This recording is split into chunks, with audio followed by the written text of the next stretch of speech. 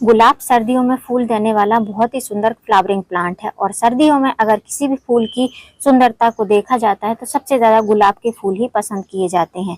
अब बरसात का पीक टाइम चल रहा है, मतलब जुलाई खत्म हो गया है, अगस्त चालू होने वाला है। तो अगस्त के महीने से आप अपने गुलाब के पौधे में कौन कौन से काम कर सकते हैं, कौन से फर्टिलाइजर दे सकते हैं जिससे कि आपका गुलाब जो स्लीपिंग जोन में था वो धीमे धीमे से उठने लगे, मतलब उसमें ब्रांचेस ग्रोथ करने लगे। जहां जहां बारिश गिर रही है वहां तो प्लांट की ग्रोथ हो रही होगी, लेकिन पत्तियों में किसी न किसी प्रकार के रोग वगैरह लग रहे होंगे।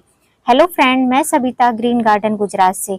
मैंने अपने गार्डन में कई तरीके के गुलाब लगा रखे हैं जो कि लोकल नर्सरी से ही परचेज किए गए हैं। आज मैं उनमें से कुछ प्लांट में 2 तरीके की खाद देने वाली हूँ और कुछ उसमें काम करने वाली हूँ। आपने भी गुलाब के पौधे लगा रखे हैं तो आप भी वो काम कर सकते हैं जिससे कि आने वाले टाइम पर आपके गुलाब के पौधे अच्छे से हेल्दी रहें। और जब पौधा हेल्दी रहेगा तो उसमें फूल और कलियां भी बड़े बड़े आकार के आएंगे। तो अगर आपने लगाए हैं पौधे तो आप भी उनमें काम कर सकते हैं। गुलाब के पौधे को कई प्रकार की मीडिया में लगाया जाता है। मैंने जो है सॉइल मीडिया और कोकोपीट मीडिया में लगाया है। तो आज मैं आपके साथ में कोकोपीट मीडिया वाले में फर्टिलाइजर देकर दिखाने वाली हूँ। यहाँ पर आप देख रहे हैं 3 पौधे आपको दिखाई दे रहे होंगे। एक छोटा सा है, एक उससे थोड़ा सा बड़ा है और ये काफी ज्यादा बड़ा है। इस प्लांट के फ्लावर तो आपको दिखाई दे रहे हैं। ये फ्लावर जो है फेड हो चुके हैं और सारे ही फ्लावर इसके फेड हो चुके हैं। तो आप देख सकते हैं कुछ इस तरीके से इनकी पेटल हो चुकी हैं।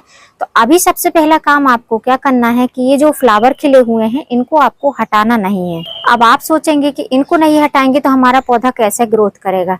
तो ये हमारे पौधे में फूड स्टोर करके रखते हैं, एनर्जी को डेवलप करके रखते हैं, जिससे कि पौधा स्टोर करे रहता है एनर्जी। और जैसे ही हम इसकी प्रूनिंग करेंगे पौधा अच्छे से इनमें नए नए नोड्स निकालने लगेगा। सबसे पहला काम तो आपको यही करना है कि इनमें जितने भी कलियां फूल आ रहे हैं उनको ले लीजिए, उनको हटाइए मत और ऐसे एज इट इज ऐसे ही रहने दीजिए। दूसरा जरूरी काम जो कि बहुत जरूरी है, गुलाब को सफाई पसंद है तो ये जितने भी घास फूस वगैरह वीड्स निकली है इसको आपको निकालते रहना है। वैसे तो जो कोकोपीट मीडिया रहता है, मेरे तीनों ही प्लांट कोकोपीट में लगे हुए हैं। जैसा मैंने वीडियो की स्टार्टिंग में बताया कि आज मैं कोकोपीट मीडिया वाले में आपको फर्टिलाइजर देकर दिखाऊंगी।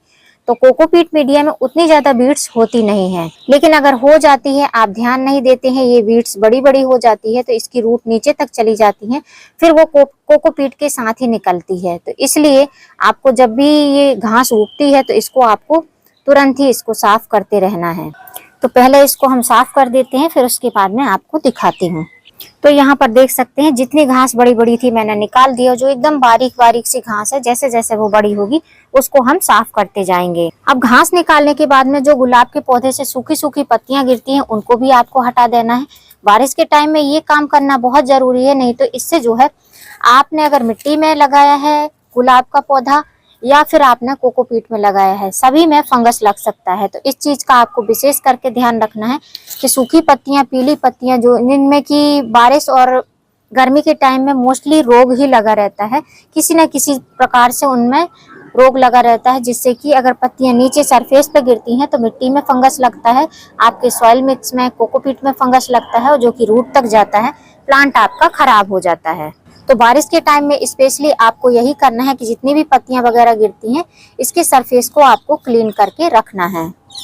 अब आप देख सकते हैं तीनों पौधे हमारे क्लीन हो चुके हैं। अब यहाँ पर आप मेरे पौधे में देखें कि नई नई ग्रोथ हो रही है, नई नई सी पत्तियां आ रही हैं। और ये जो गुलाब का पौधा है इसमें तो लगातार फ्लावरिंग भी हो रही है। अब जहाँ पर बारिश गिर रही है वहाँ पर नई नई ग्रोथ आपको पौधे में दिखाई दे रही होगी। जैसे कि ये मेरे मिट्टी में लगे हुए गुलाब है, इनकी ग्रोथ आप देख सकते हैं, इनमें नई नई ग्रोथ बहुत अच्छी से हो रही है। ये मिनिएचर रोज है जिसको मैंने अपने वीडियो में कई बार कैप्चर किया है। और कलियां फूल भी लगातार खिले ही जा रहे हैं क्योंकि हमारे यहाँ पर लगातार बारिश गिर रही है। बारिश के पानी में भरपूर मात्रा में नाइट्रोजन रहता है जिससे कि पौधे की ग्रोथ काफी अच्छी होती है। हर चीज के अपने फायदे और नुकसान रहते हैं। जैसे कि आप देख रहे हैं ये पत्ती आपको काफी क्लीन दिखाई दे रही है।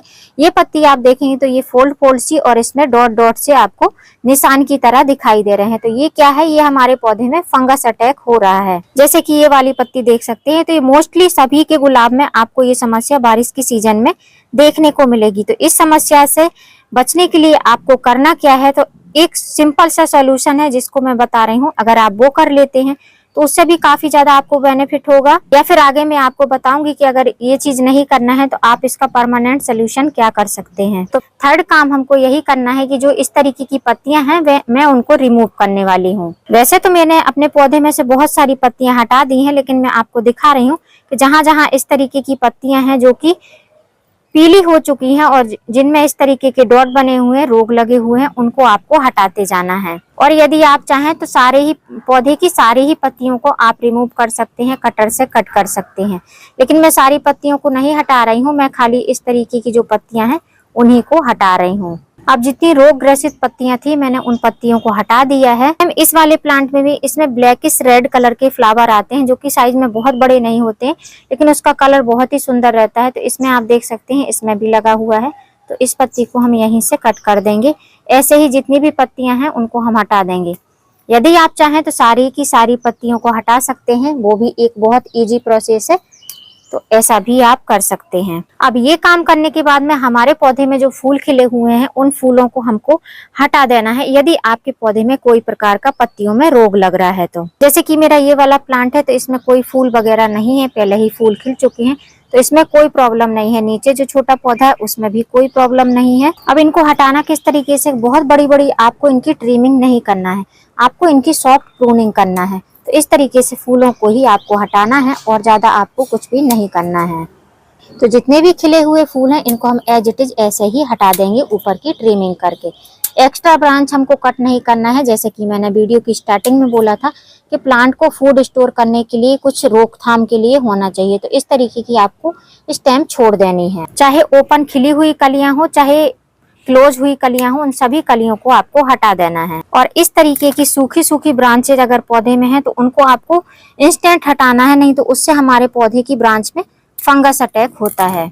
अब जो इस तरीके की पत्तियां निकली हैं जिनमें रोग लगा हुआ है, इन पत्तियों को आपको अपने गार्डन के कंपोस्ट बिन में नहीं डालना है।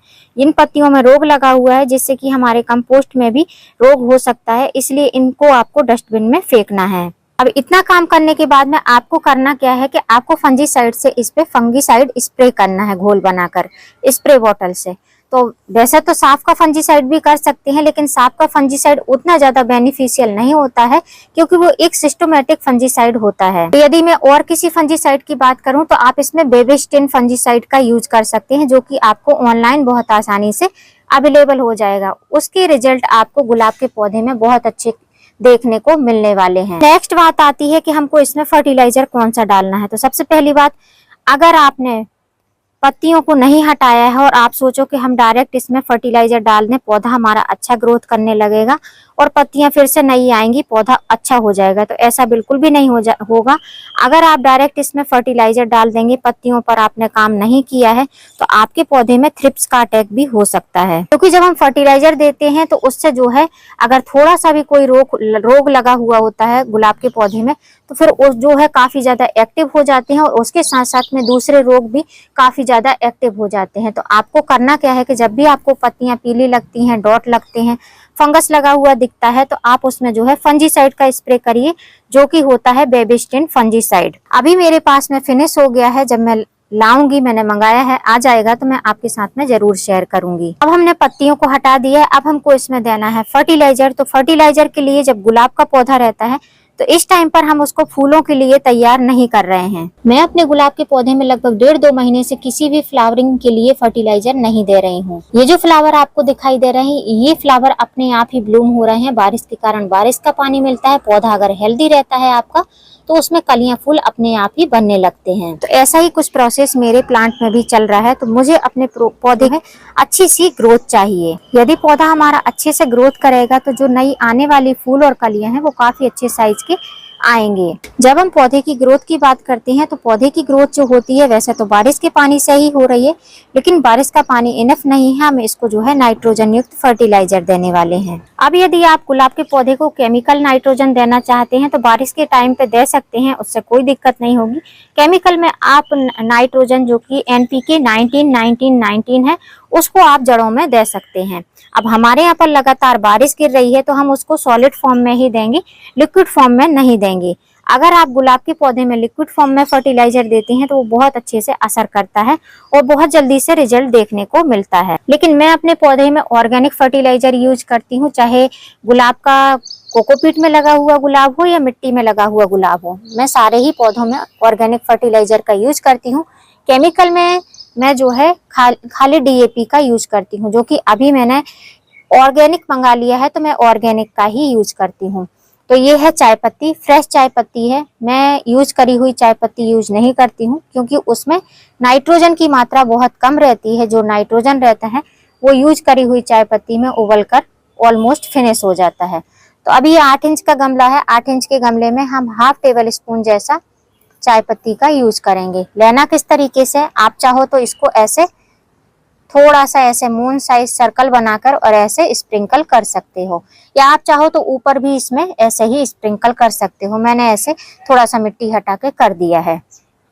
सेम ऐसे ही हम ये 2 प्लांट में भी डालने वाले हैं। इनके साइज थोड़े से छोटे हैं, ये 8 इंच से थोड़ा छोटा गमला है, तो जैसे उसमें डाला है थोड़ा सा ऐसे इस तरीके से करके, बहुत ज्यादा हमको डीप में फर्टिलाइजर नहीं डालना है और सेम ऐसे ही इसमें भी हमको डालना है।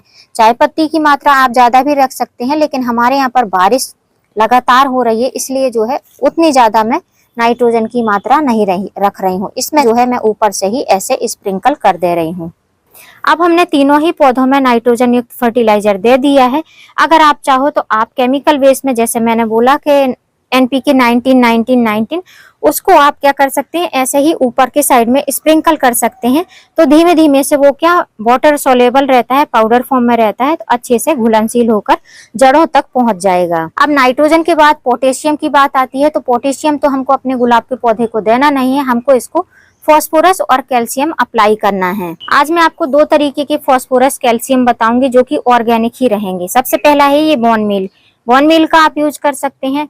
जरूरी नहीं है कि आप सारे गुलाब के पौधे के फूल आप अपने भगवान को अर्पित करते हैं, तो अगर आप डालना चाहते हैं तो बोन मील गुलाब के पौधे को बहुत पसंद होता है, आप उसको बोन मील अप्लाई करा सकते हैं। ऐसे जैसे मैंने सर्कल बनाया था, ऐसे अपोजिट साइड में ऐसे छोटा सा होल करूंगी और उसमें लगभग हाफ टेबल स्पून के करीब बोन मील डालकर और कोकोपीट को ऐसे ही ढक दूंगी। तो ये हो गया एक कैल्शियम का सोर्स और जो कि फास्फोरस का सोर्स है। अब ये है दूसरा सोर्स ऑफ कैल्शियम फास्फोरस, जिसको बोलते हैं डाई अमोनियम फास्फोरस। ये है बायो DAP, जिसको डाई अमोनियम फास्फोरस बोला जाता है। तो DAP का ये ऑर्गेनिक वर्जन है, इसका आप यूज कर सकते हैं। इसका यूज करने के लिए आपको कुछ नहीं करना है। जैसे मैंने यहाँ पर आपको पहले वाला फर्टिलाइजर नाइट्रोजन डालकर दिखाया था, तो अपोजिट साइड में मैं इसमें ऐसे साइड में ऐसे होल भी कर सकते हैं आप। और उसके बाद में ये ऑर्गेनिक DAP है, तो इसके आप 10-12 दाने ले सकते हैं। अगर 8 इंच या 7 इंच का पॉट है तो ऐसे डालेंगे और इसको ऐसे ढक देंगे। और छोटा पॉट है तो 4 दाने से ज्यादा हमको नहीं डालना है, अगर आपके पास में ऑर्गेनिक DAP है। और अगर केमिकल DAP का यूज कर रहे हैं तो बारिश में केमिकल DAP भी बहुत अच्छे से वर्क करता है। अब वैसे तो हमारे यहाँ पर बारिश डेली ही गिर रही है, लेकिन अभी हमने फर्टिलाइजर दिया है और फर्टिलाइजर देने के बाद में तुरंत हमको पानी डालना रहता है। अगर हम बारिश का इंतजार करेंगे, बारिश 1-2 घंटे बाद हुई और तब इसको पानी नहीं मिला तुरंत, तो नीचे से रूट शायद इसमें खराब होने लगे। तो अब इसमें हमको थोड़ी थोड़ी मात्रा में वाटरिंग भी कर देना है। मेरे पास में बारिश का ही पानी है तो मैं वही पानी इनको दे रही हूँ। सेम ऐसे ही इनमें भी हमको पानी डाल देना है, थोड़ा थोड़ा ही डालना है, क्योंकि ऑलरेडी कोकोपीट पहले से ही काफी ज्यादा गीली है। पौधों को पानी देने के बाद में आपको ओपन में ही रखना है। जैसे कि गुलाब के पौधे हैं, इनको सनलाइट बहुत पसंद होती है। जितनी ही ज्यादा धूप होती है पौधा उतने ही अच्छे रहते हैं। अभी हमारे यहाँ पर धूप नहीं हो रही है, लेकिन ओपन में ही रखे हैं, तब भी कोकोपीट में लगे हुए काफी अच्छे से पौधे सरवाइव कर रहे हैं। अब कुछ लोगों के क्वेश्चन रहते हैं क्या अभी हम इनकी प्रूनिंग कटिंग कर सकते हैं? तो मेरे यहाँ पर तो लगातार बारिश गिर रही है, इसलिए मैं अभी इनकी प्रूनिंग कटिंग नहीं करूंगी। जब हमारे यहाँ पर मौसम थोड़ा सा फेवरेबल हो जाएगा, उसके बाद में मैं इनकी प्रूनिंग कटिंग करूंगी।